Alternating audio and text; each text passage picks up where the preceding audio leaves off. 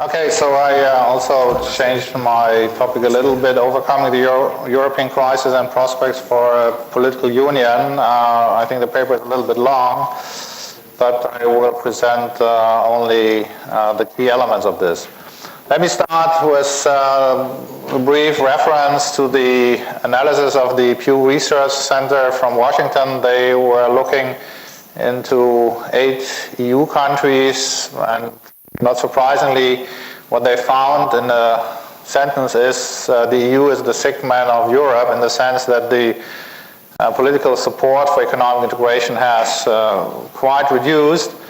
And while Germany is still one of the countries where a majority of the population is in favor of more integration. I think the EU institutions are really under stress in this twin crisis, or the banking crisis and the euro crisis. I think the Commission is really weak. The European Parliament is a very particular institutional animal. It's a kind of a permanent super grand coalition of almost all parties in a game against the Commission, so there's no normal opposition versus government role, and I think this invites to the abnormal growth of anti-EU parties. Normally, if you had the criticism, you would have, I don't know, the Social Democrats or the Conservatives picking up the critics, but this is not the case in this strange setup which we have. And the European Council is the big winner in this crisis, and member states, I think, is also a difficult thing in the sense that EU is still growing, the euro area is growing, and then we have a lot of confusion in the sense that, like with the fiscal compact, this is not within the system of treaties, it's outside. The UK and Czech Republic said initially no. The Czech Republic is now revising its perspective, and also we don't have, I think, a good view of euro bonds. Economists don't agree. And then in the middle of everything, you have the ECB, who is expected to do everything. So what you see here is, I think, what the Commission definitely should not do. As you all will remember, there was this nice regulation initiative for regulating oil carafes in restaurants. This is a picture which I took 2 weeks ago in Warsaw in a restaurant. 3 unregulated oil carafes. I can assure you the quality was okay. So what instead I think is really important, and I have taken here the liberty to suggest a design, what would be a euro bond, what could it look like? Here you have the face of Mr. Delors. I have no idea whether he finds this idea is useful. Some of you will recognize a building in Brussels. And I'm just showing you this because this is really one of the most important issues, and I think that economists so far have not handled this analytical issue properly. I will show you also that in a theoretical approach that the benefits from the euro are actually bigger than usually thought, particularly if you take into account the role of the euro as a reserve currency, and that position, of course, is linked to some extent to the existence of euro bonds. To put it different, can you imagine what the US position in financial markets would be if there would be no federal government bonds? And what I'm showing you in the end of the presentation is a kind of a proposal what a minimum European system of states would look like, so a political union. What is strange to some extent, I find, if you take a look at some of the publications, you find, for instance, in the Netherlands by the PVV, which is a right-wing party, they order all kind of studies in London, and obviously in London you can get just everything. I think they pay a lot for it, and so you can find, as I quote in my paper, 2 studies, one showing the advantages of leaving the European Union. So this is the latest paper. What are the benefits for the Netherlands if it leaves the EU? I was used to some serious analysis from colleagues showing what are the benefits of EU membership. And they also had an expert study, of course, on the Netherlands and also some other countries leaving the euro. So they use kind of professional arguments to make their political case. I think the euro crisis clearly has undermined confidence in the EU. There is a lack of professionalism visible, I think, in this Greek deficit fraud and this so-called Irish light regulation fraud, and this is a political fraud. And we have seen this strange shift of power which gives rise to increasing economic nationalism, because the EU summit shows increasingly in TV news Mrs. Merkel and nobody from the Commission actually. What we have is, of course, all these goals. We have a supranational monetary policy. We do not even have, I think, a good policy on the external equilibrium. So, for instance, we in Germany, we have a law which defines what is external equilibrium, which doesn't make any sense. The law is from 1967. And, of course, we should look only at the euro area in terms of external equilibrium. So there is some success, of course, in terms of EU integration. Price stability, I think, is least debated at the moment. Sustainable public finances, yeah, this is 99% the national policy goal. Environmental progress, economic stability, I'm coming back to this later. So a little bit on a theoretical perspective, in this case, a neoclassical growth model with international signature is very simple and straightforward. So I'm starting with a production function. We have capital K, knowledge A, and labor L in a Cobb-Douglas production function. Knowledge grows at an exogenous rate A, and labor grows at an exogenous rate N. And of course, there's a country 2 which holds reserves R star. So this is China, which holds, in this case, euro. And we assume there's a difference between the net marginal product of capital and the yield R prime on reserves. So if you take a look at Barry Eichengreen's book on the role of the US dollar, the book says that in the case of the US, you should assume that the difference is roughly 2 to 3 percentage points. So I assume here that the difference is constant, namely it's omega. And I can state a good market equilibrium condition, which then reads that the gross investment, in this case net investment plus depreciation delta times K, is equal to the savings, and then there is this additional term. So the additional term is this gap omega. So we are paying a lower interest rate to the Chinese central bank for their holding of euro reserves. And you multiply this, of course, with the stock of reserves, which is expressed here in real units of country 1, so of the euro area. And I am assuming that this R star relative to P is a policy, or can be expressed through a policy parameter, so that the Chinese government wants to have a certain amount available for imports, so it's proportionate, and the parameter therefore is phi to the euro area GDP.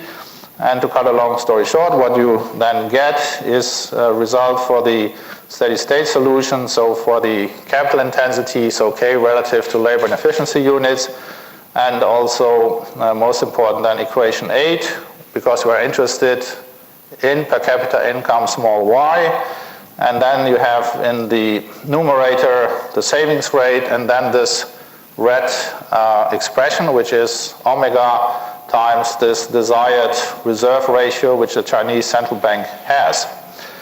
And of course, the result is, not surprisingly, that the level of the growth path is higher.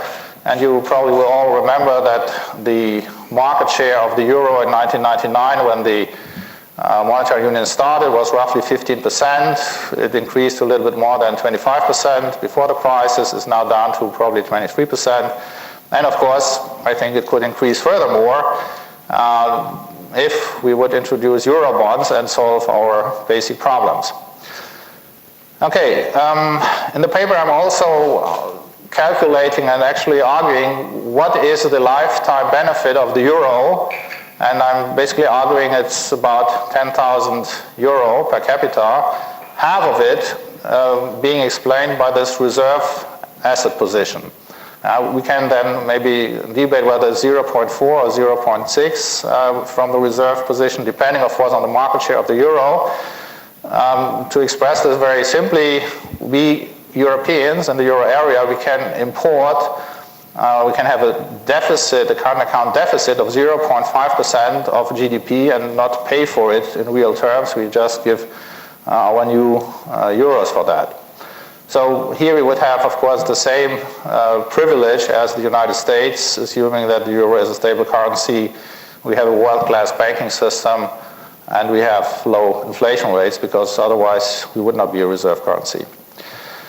Okay, so we have now these financial market instability problems in the US. I'm not fully convinced that these problems are solved. And we have the euro crisis, and I would like to emphasize at this point that at least when I was writing a book on the transatlantic banking crisis, when I was finishing the manuscript in October 2008, 6 months after Lehman Brothers, my conclusions on 2 pages was there will be a euro crisis, because I did not anticipate Ireland, I should say, but my view basically was that if the risk premiums were initially too low, then of course they will now rise very much, and risk appetite is falling strongly. So then all the countries which have high debt GDP ratios or very high deficit ratios should very much change their fiscal policies, and if in the case of Greece you just do the opposite, of course you are in serious trouble. Okay, the situation at present is, okay, we have the EU, we have a Euro Club. There's an enormous frustration, I would say, on the side of the citizens. You might also ask the Queen of England. As you know, when she visited the London School of Economics, she would ask the economists, why did nobody tell us that there would be this banking crisis? And 2 colleagues wrote a letter. I will not comment on this, but I think, we economists, I think we have lost considerable impact in the political sphere because so few people did anticipate the important things. It's not that each individual, as an economist, of course, should anticipate this, but the profession as such, I think, did not really deliver. You can, of course, say that Ryan wrote a wonderful paper for the Jackson Hole Conference in 2005, but nobody wanted to listen to him. But I think there's a deeper problem. Now, in the EU, we have a free rider problem, and I think we have political moral hazard in a different sense than was mentioned in the morning. We have this problem that the reputation of this club, of the euro area or the EU, seen from Washington or from Beijing, I mean, that's an international public good, so to speak, and some small countries don't care, and the Commission doesn't organize, and so on and so on. So the biggest challenge in a nutshell is this Greek deficit fraud. So they announced 4% to the Commission, and the true value is 15.6%, and this is a political deficit fraud, and as we know, Greece was effectively bailed out. But I mean, what is the solution? The solution is not the fiscal compact. The fiscal compact, if there is a major problem, a similar problem, nobody will take the country to the court, because there would have to be 3 countries at the same time which would have to take the country to the court, and who should believe that this is going to happen? This is not very convincing. Now, one practical measure, of course, could be, and practical measures are important. It's not often so important that you invest a lot of money. You should think twice, what type of institutional change should we have here? And I think we need much more transparency. It's not so difficult. I mean, it's politically difficult to find agreement, but I think you should have, of course, the same software in every Minister of Finance in the European Union, allow the Commission to look into the computer real time, of course, not to make any changes. I would not be against maybe even allowing every citizen to look into this budget computer.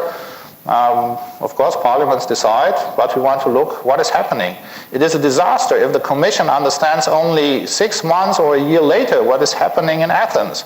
If you are the boss of a big company and you understand only 6 months later what is happening with your controllers and with your balance sheets, I think, of course, you're also in trouble. Then I think there's a kind of a mystery.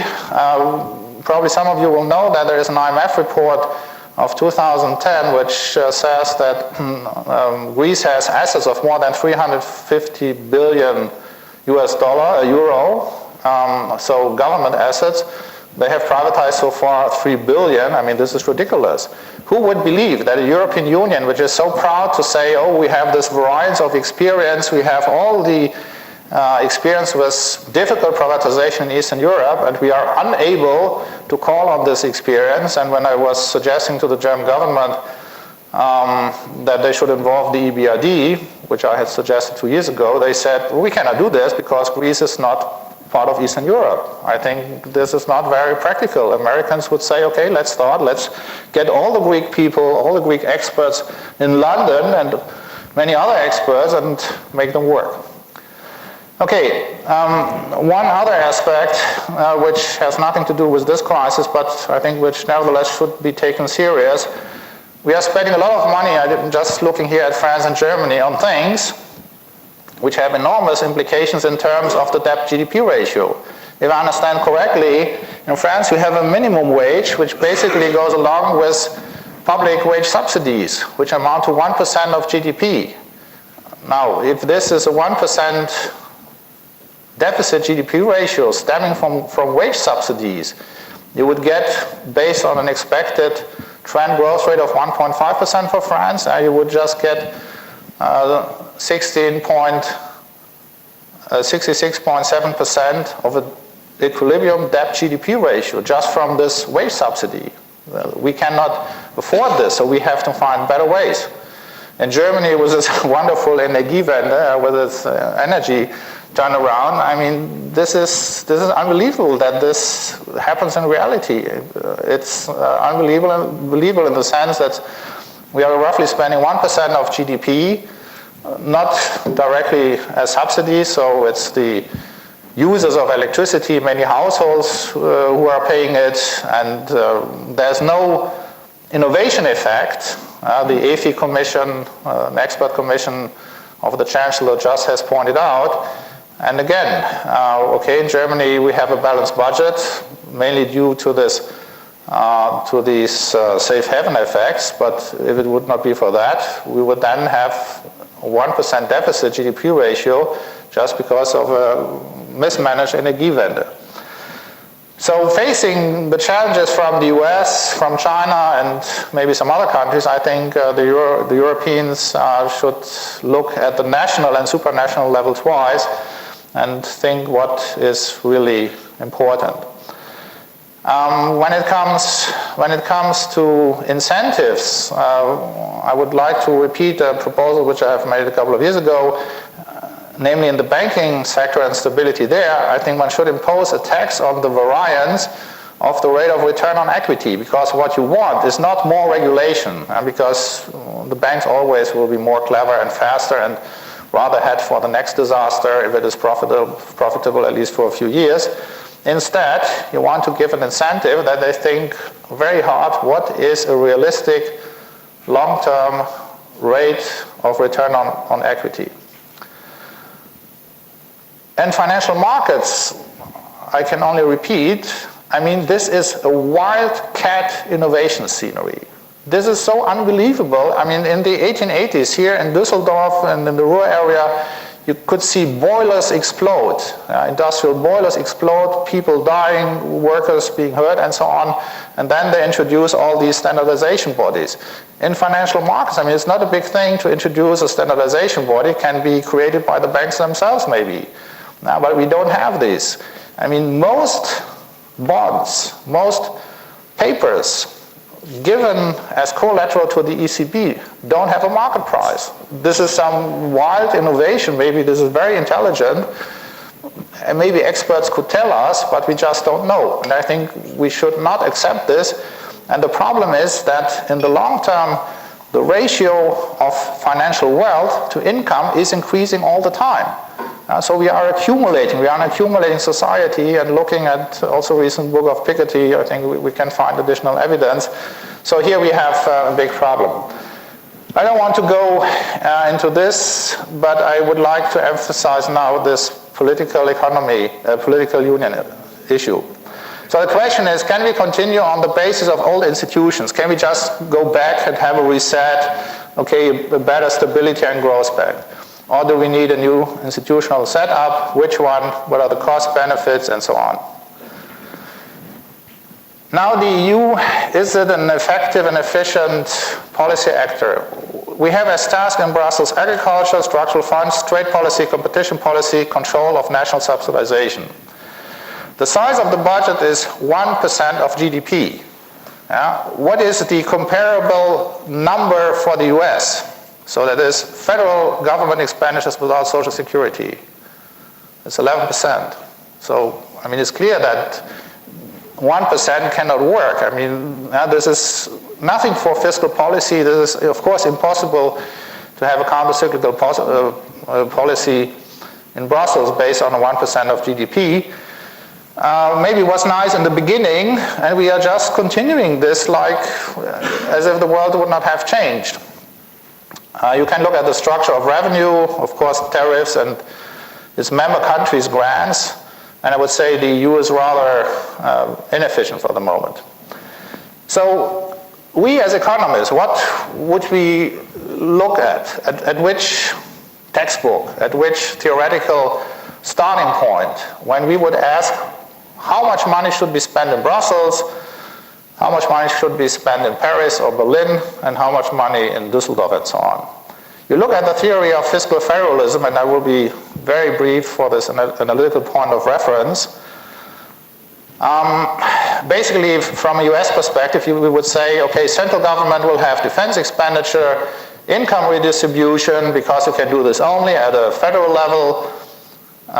There's a grant program for the states, which should reflect the size of the respective spillovers. Some central taxation, of course, is necessary, and the question is, okay, can we take the US as an example or compare it to the EU? And local expenditures would reflect voters' preferences. The tax price should reflect local benefits. Just one word on grants. Now, if Germany has high government R&D subsidies, and this generates a lot of innovations and a lot of innovation spillovers for other EU countries, then fiscal federalism suggests then Brussels should give Germany some money to reflect, of course, this positive externality. Otherwise, you get in this EU single market an underinvestment in R&D, and then you have a problem with total factor productivity growth. Okay, on the other hand, let's not be naive. We know, of course, taking a look at the literature, certain things are not so easy to get. So when I say wonderful supranational redistribution, okay, let's look at the paper of Feldstein and Wrobel. They publish empirical evidence that suggests that state government attempts to redistribute income are not successful due to the high labor mobility in the US. However, we could say in the EU, labor mobility, of course, is a little bit smaller. So we could have national redistribution, income redistribution. On the other hand, if you take a look again at the figures, I mean, things happen which, let's say, are just surprising. There's a study by our colleagues from the Cologne Institute der Deutschen Wirtschaft, from Mrs. Nihus.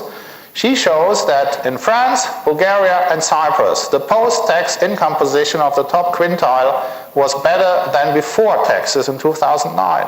What type of income redistribution is that? I mean, can we really be so inefficient? Do we want this? Do we think that this is a benchmark, and then we have open coordination, and maybe some other country thinks, okay, let's follow this?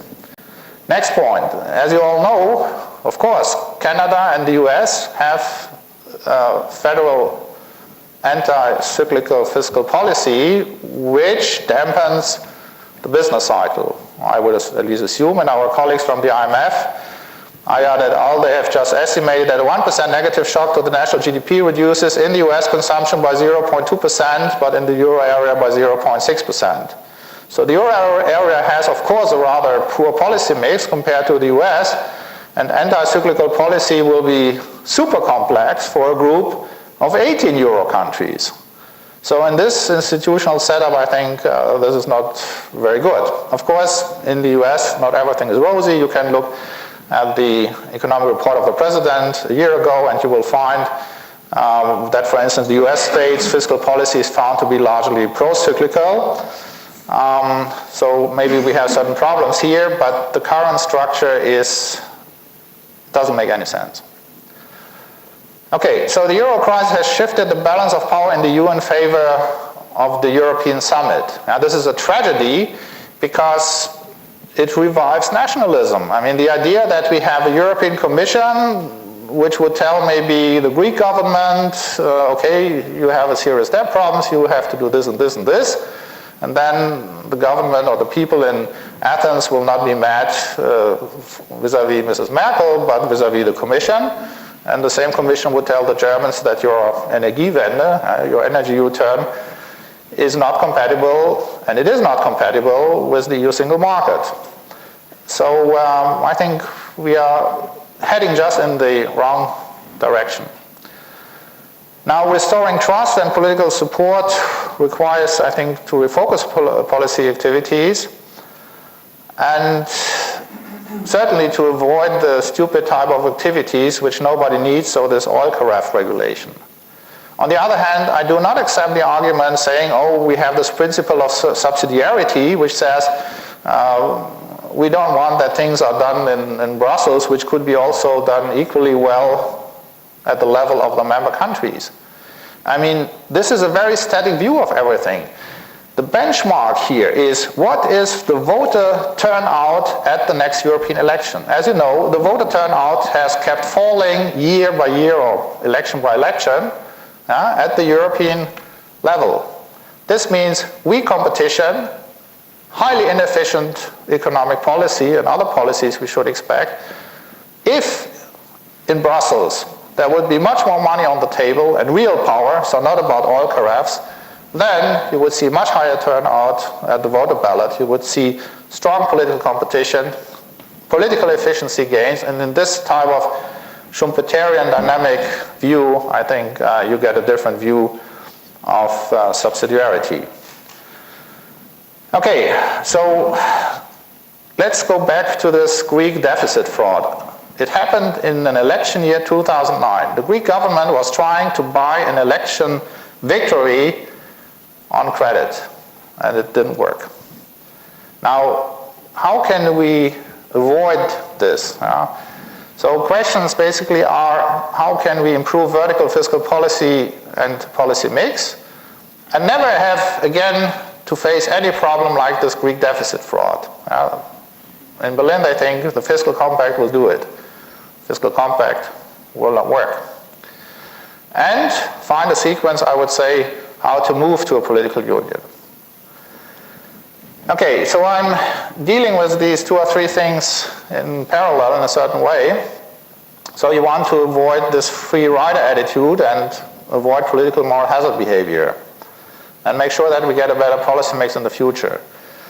So I think it's really important to think what is the minimum budget we need in Brussels. I think it's roughly about 6% of GDP, including expenditure for the first 6 months of unemployment. And you would spend the money mainly on infrastructure, on defense, higher R&D expenditures, and of course some traditional EU expenditures. Would you shift also some traditional expenditures back home? Why not? So the United States, as I told you, has 11% in Washington. If you disregard social expenditure, we would need, the minimum I think is 6%, so 1.5% for infrastructure, 1.5% for defense, and so on. Now, what has this then also to do with the Greek deficit fraud problem of 2009? If you had such a new reallocation of government expenditures and we had another Greek type case, the answer then, of course, is what will happen to the country? The country will go bankrupt. And it is not a disaster and not a contagion problem as we did have it with Greece in 2010, because there still would be highways built in Greece, unemployment compensation is paid, and government is not collapsing. So, on the other hand, it's also clear there's something missing. I mean, why would the boss of a Greek government really engage in this moral hazard trick which he tried in 2009? Of course, he would never do this if the natural top goal of his political career would be, I want to be a member of the future government in Brussels, or I want to be the boss of this government. In Europe, so far, we don't have truly European parties. We don't have European parties. Many conflicts which you have in the United States, between states, they are sorted out in the political party of the Republicans or the Democrats. It doesn't come up as a big thing between California and New Mexico or other neighboring states, although this of course can happen. So if politicians would know, first there is this credible threat, if I try Greek 2009 deficit, I will go bankrupt.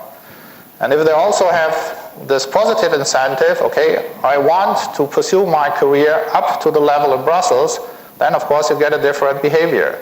This will work. These incentives can work while the fiscal compact cannot work. Okay, of course, the implication is in a certain way then obvious. We would need a European Parliament which would elect a supranational government, which would impose Euro taxation. But the nice thing is that the total income tax ratio, of course, could be below the current ratio. Why? I mean, ask the McKinsey people. What did they calculate? That if you have a big defense budget in Brussels, you will save a lot of money. Of course, you will save a lot of money. We can reduce income taxes after that. And of course, we would have Eurobonds. Now, you know that at present we have this philosophy that national government should not make more than a structural deficit GDP ratio of 0.5%. I think we need a different arrangement.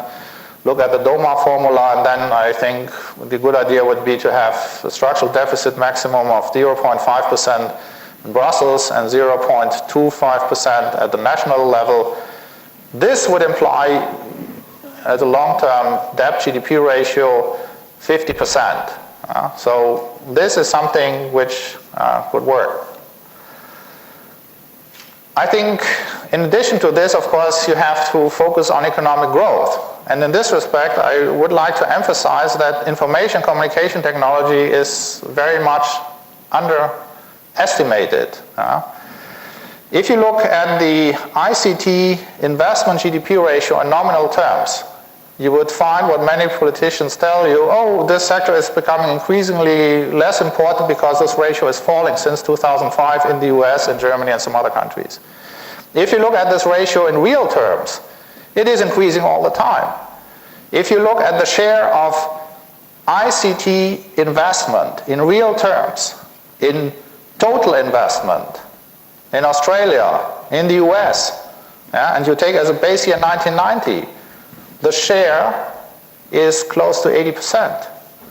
So I think the Commission was on the right track in putting up this Lisbon agenda emphasizing ICT, but I mean the Lisbon agenda in the end did not really deliver. And where did it, or where was it failing most? If you take a look at ICT patents per capita, the weakest countries were Portugal and Greece. After 1995, you see in all these countries of the EU a strong increase in ICT patenting per capita. You don't see it in these two countries. Okay, so ICT and also integrated energy markets, I think, could be quite important. As you know, in Washington, there's no innovation ministry. R&D money is spent on defense, on the defense budget and on the energy budget. Now, if you take a look at, for instance, the price ratio of Germany to the US in the field of electricity prices for industry, most recent figure here is 2.22, so electricity prices in Germany are more than 2 times as high as in the US. In the appendix of the paper, I've taken a look at the variance of electricity prices in US states and EU member countries, and it's smaller in the US. So of course, I think also in the US you have certain problems and there are some regional conditions, but we can get much more competition, enormous efficiency gains. You might have as a transition problem, as we have it in Germany now. I'm not sure whether Mr. Röger has this in his analysis, but of course, if you are switching to renewables, you might have to write down a big part of your capital stock in the energy sector. And the energy stock, of course, is very big. If you think of all the nuclear energy, for instance, in Germany, and many coal and gas-powered stations.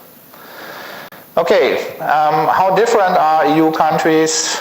This is still a very interesting question. I was just looking here at the difference in social stress based on the strikes and lockouts, so rates of days not worked per 1,000 employees. By that token, France is under strong pressure, looking at the ranking for 2006. Italy, not so much. No problem at all for a country which is not a member country of the EU, namely Switzerland. And strangely, ILO doesn't give for many EU countries any data. Last point, issue of Eurobonds. So any monetary union is absolutely incomplete without a banking union and Eurobonds. So we get the banking union.